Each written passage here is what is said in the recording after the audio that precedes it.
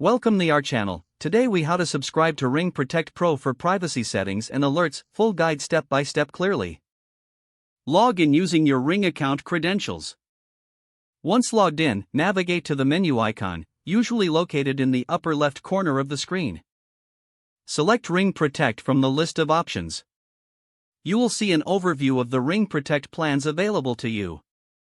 Review the features included with this subscription, such as advanced privacy settings and alerts. If you're satisfied with the features, confirm your selection to proceed. You may be prompted to enter your payment information. Fill in the required fields with your payment details. After entering your payment information, review the summary of your subscription. If everything looks correct, confirm your purchase. A confirmation message will appear once your subscription is successful. Next, go to your account settings to adjust your privacy settings. Select Privacy Settings from the account menu. Here, you can customize how much of your data is shared and adjust alert preferences. Make sure to carefully review each setting to ensure it meets your privacy needs. Once your preferences are set, exit the privacy settings.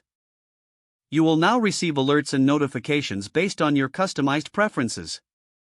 Open the Notifications section in the app to manage how you are alerted. Select your preferred notification methods, whether it's push notifications, email, or SMS. After making your selections, save the changes.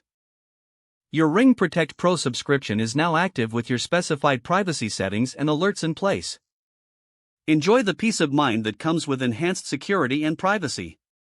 If the page does not load, refresh the browser or try again in a private or incognito window. Make sure you are using the correct email address, then retype it carefully to avoid small typos.